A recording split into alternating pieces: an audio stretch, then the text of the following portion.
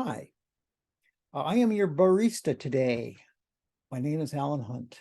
You might know me from such famous classes as the coffee seminar. Yes, that's right. So what I'm going to do today is I would like to show you how I make drip coffee. Now, I'm stealing most of this from James Hoffman. On YouTube, he has a video called The Ultimate Hario V60 Technique. Hario, as you know, is a brand, and the V60, well, why don't I show you? It is a kind of cone that's used for drip coffee. Okay.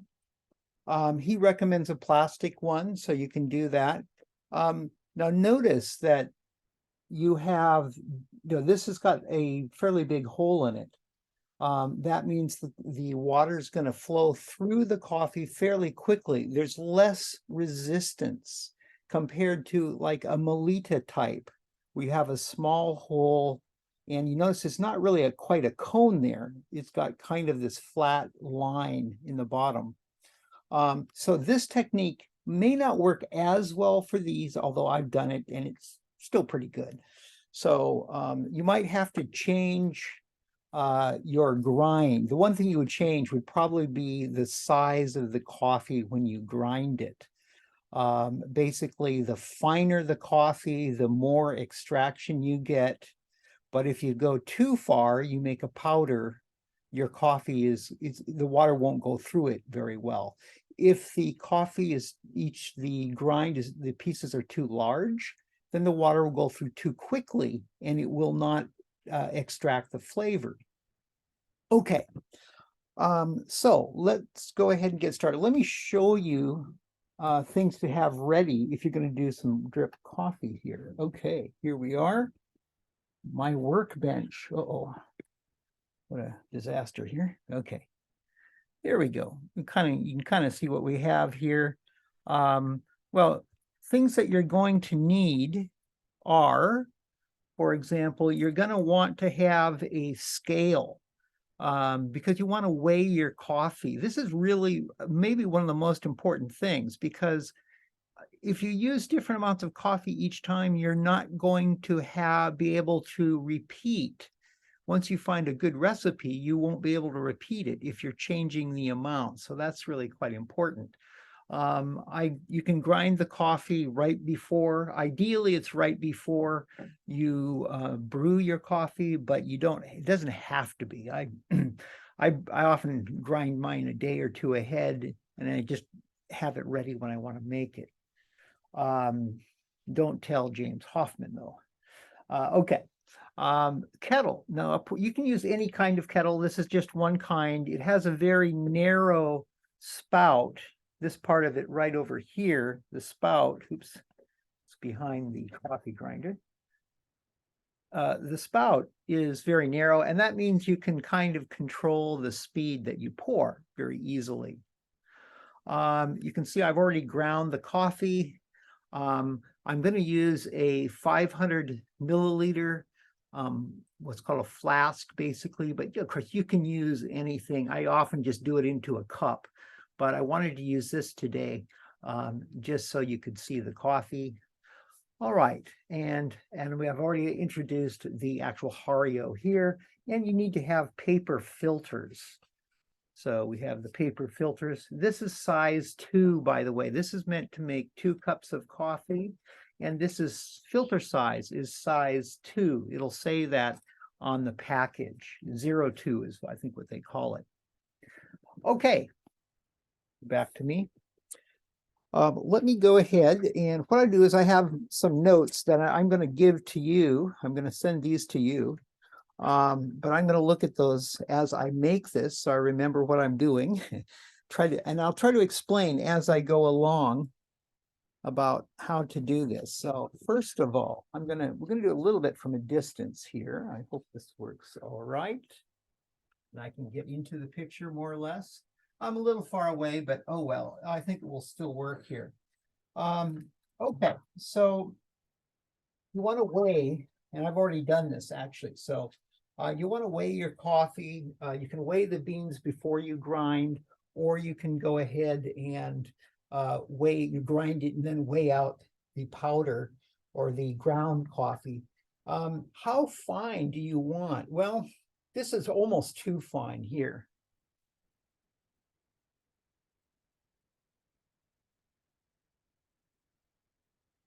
It's kind of hard to show, but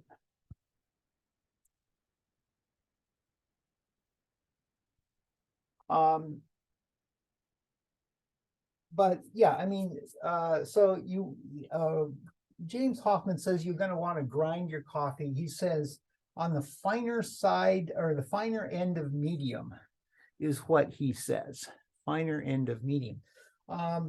So different ways of making coffee. You want the coffee pieces to be different sizes, basically, right?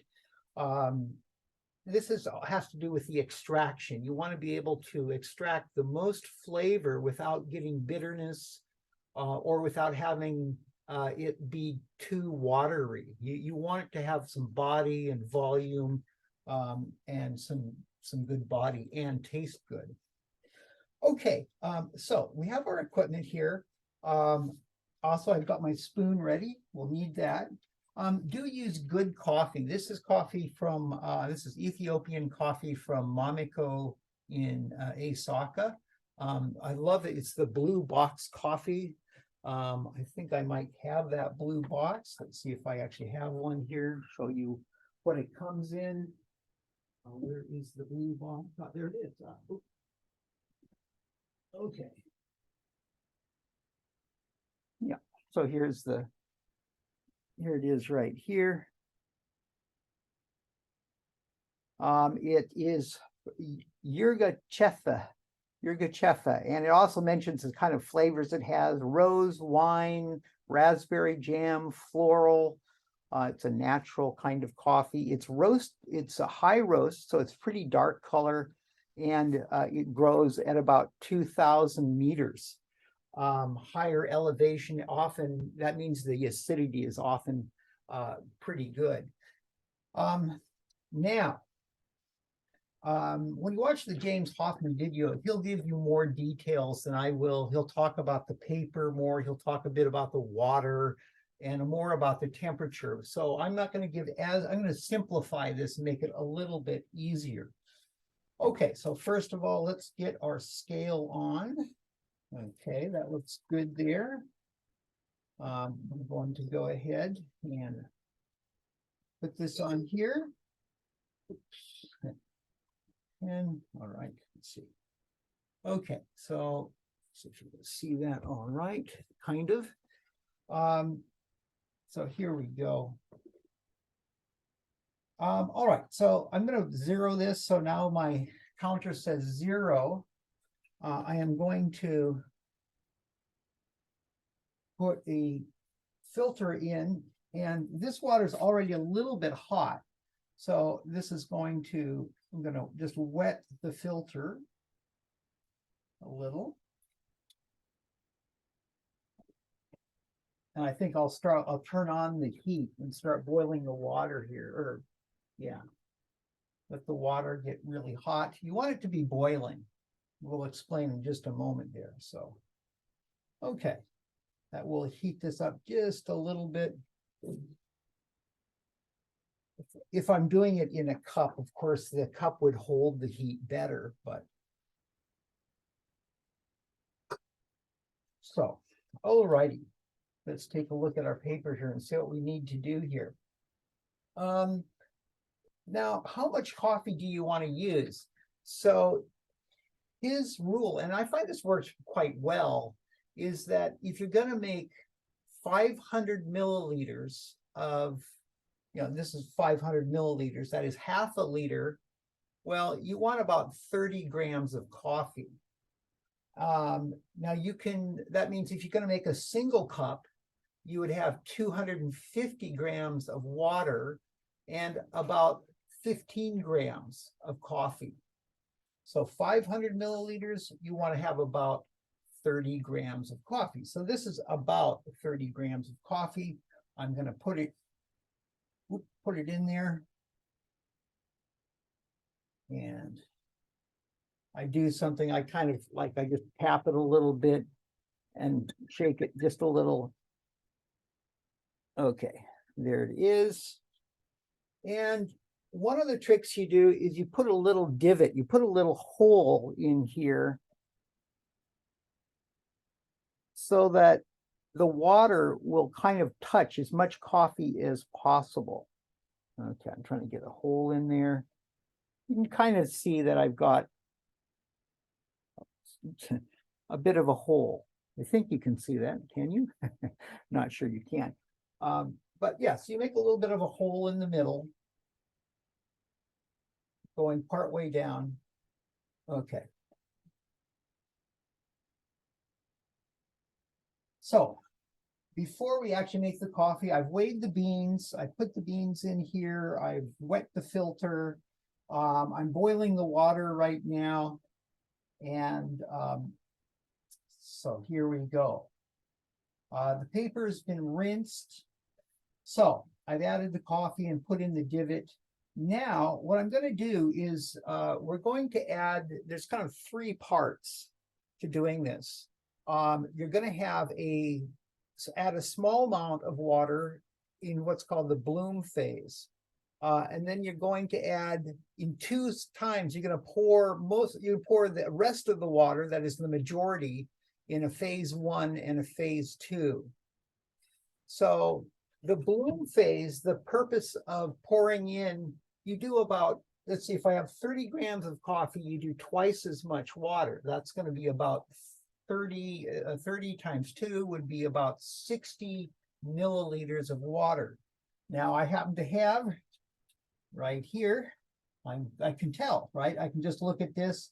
Now I'm going to put this back to 0, just makes it easier for me. And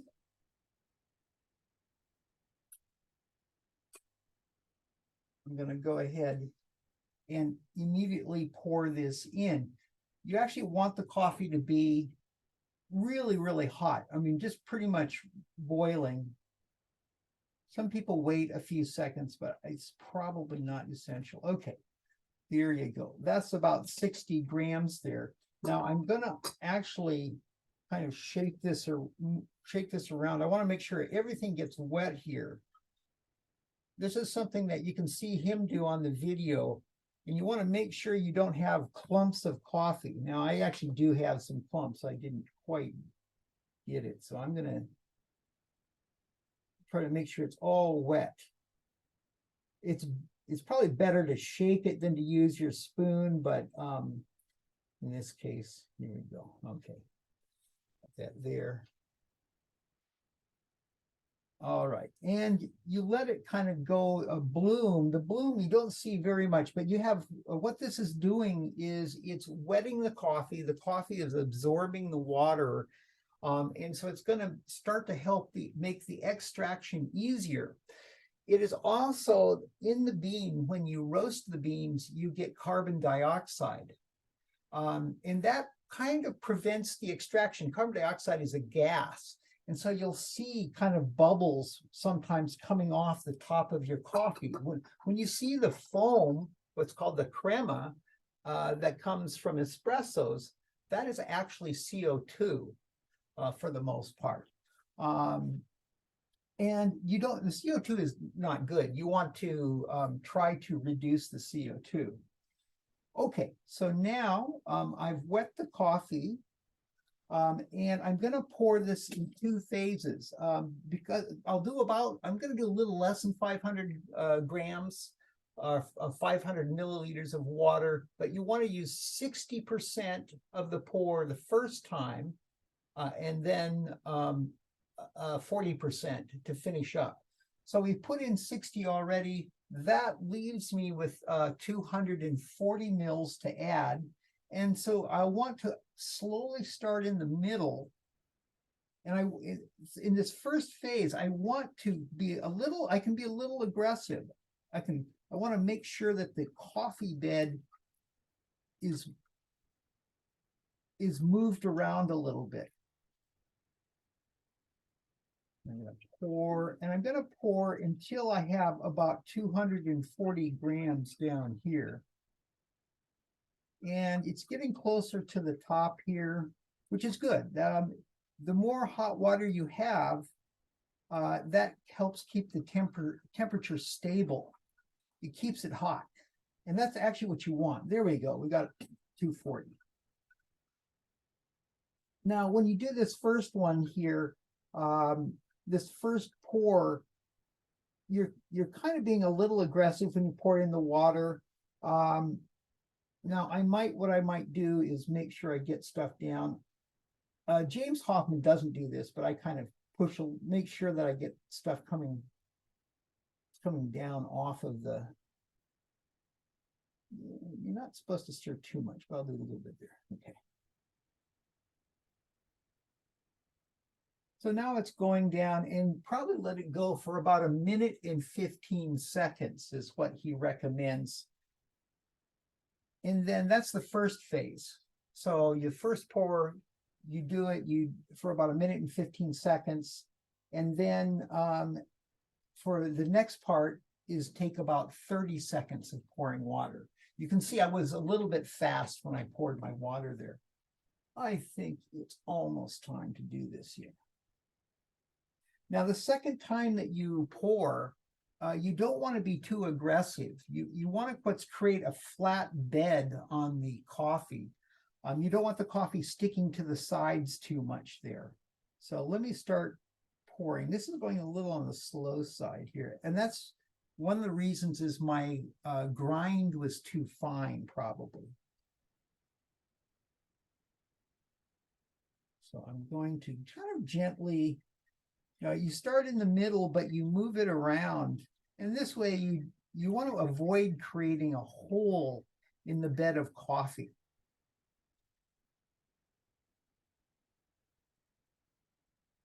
Okay, let's see.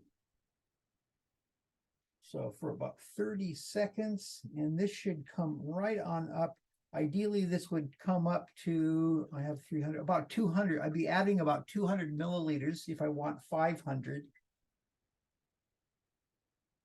I'm going to do a little less than that, actually, but. And you can see that the water is right there up at the top, right? And that what that does is that means it keeps the temperature hot. So the extraction, right? The chemistry is the water is extracting the flavors from the coffee. So that's a very important chemical term there, but everybody talks about it, the extract, right? Now, this is our final one. We don't want to be too aggressive with it, but he recommends that you just to knock a little of the coffee off the walls as you kind of once one way, once the other way. And then you want to kind of give it a little gentle swirl. And what that will do is help the coffee kind of fall down to the bottom, and you want to have a flat bed. The coffee on the inside the surface should be flat. What that does is it allows for the optimum. You don't want to have a hole in the middle of your coffee where the water's going through and it's not touching very much coffee. Now, in this case, if you find that your coffee is too bitter or it's too watery, how do you fix it? You use the same technique, but what you do is you change your grind. And the grind, like in this case, this is a Timor C80, I think. And you can I used, I think, 12 clicks, right? You go all the way to the right is 0. It doesn't move anymore. 1, 2, 3, 4, 5, 6, 7, 8, 9, 10, 11, 12. If 12 obviously doesn't work for you, try 14 or something, right? Try 16. So you play around and you find the way that works the best for you. This is definitely going a little bit on the slow side, but we'll see. We'll see. I think it's going to taste fine, but my grind was fine because actually I made a grind that was for this mocha pot, which I'll do another video about making coffee with a mocha pot. Okay, well, we're almost there. I'm going to give it a little bit of a shake again. I have a lot of coffee on the side of this here, of the coffee filter. And that's partly by making the video. I'm not fully paying attention to what I'm doing here. So this may not be my best cup of coffee. But, you know, when you make it at home, I'm sure it'll be pretty good. What I found was interesting. My results were by using this technique. I used to use more coffee and, you know, relatively more coffee and less water. And actually, the flavor was okay, but it wasn't consistent because you know, it varied each time. And the amount of coffee I used was different. The water probably wasn't hot enough, and so on. So I find that by doing this recipe, I actually get more flavor and better coffee by using less. That is the 15 grams for 250 milliliters or 30 grams of coffee for 500 milliliters. I used to use 20 or more, and you don't need to. It doesn't necessarily make it more concentrated. You have kind of an optimum, that is an ideal amount of coffee and water to get the extraction. You need to have enough water to extract the flavors, and it should take a certain amount of time. It needs to have contact time with the coffee grounds. Okay, now here we're going, and I'll show you the net result of the coffee bed here. And I think you can sort of see how it's pretty flat, isn't it? Yeah, that's not terrible. There is too much coffee around the edges there. I usually do a better job on that, but I didn't this time. Okay, well, let's see how the coffee is. Now, to be honest, often, so the temperature of the water when I put it in would be about, boiling it here will be 100 degrees centigrade, right? Now, you could let it go down to about, you know, it could be 98, not too bad. But if it's 100 degrees, when you add it into your coffee, the temperature goes down about 10 degrees, up to 10 degrees. So ideal temperature in the coffee, how hot is the water when it's in with the coffee? The temperature will go down from here. So it'll be more like 90 to 93. And 93 is often said to be about the ideal temperature. That varies, you know, you can get really detailed about what's the right temperature, but, you know, 92, 93, it's very kind of considered often an ideal temperature. Okay, well, here is the coffee. You see, I made less than my, the amount I said. Let's pour, that's what I didn't do.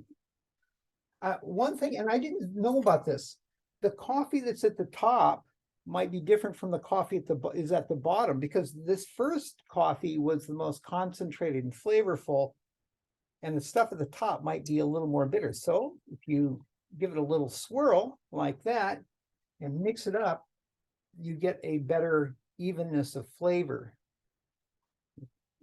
Pour that in there.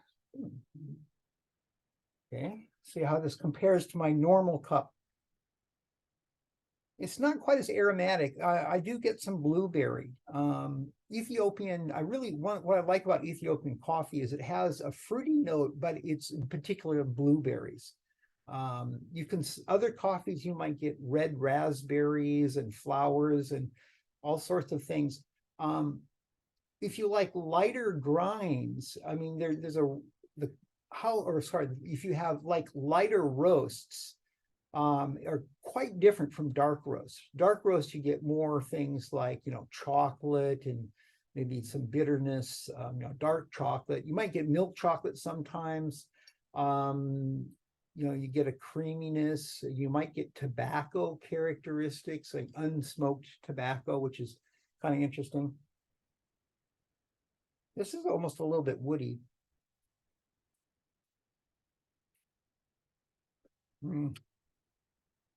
Well, I better pay more attention to my coffee making. It's okay. It's okay. It's not as good as what I usually make, but not bad.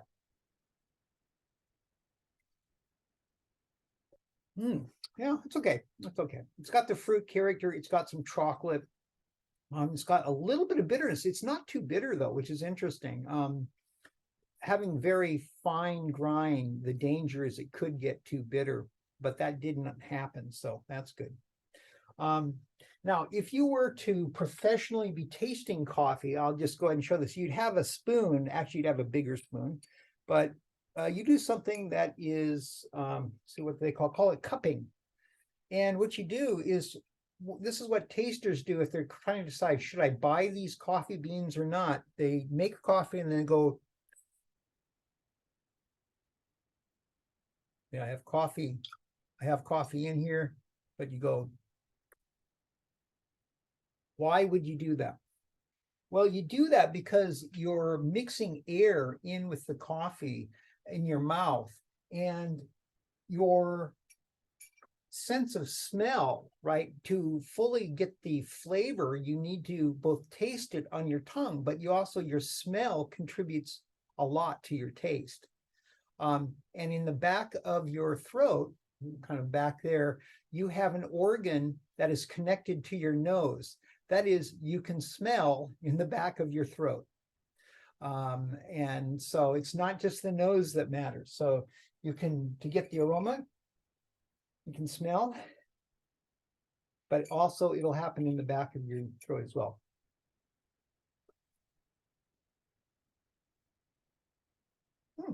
Not too bad. Okay. Well, so that is drip coffee, the James Hoffman way. Actually, you can watch his video and make your own decisions about it. I did some things a little bit more simply than he does, but for the most part, he's tested all of this very carefully.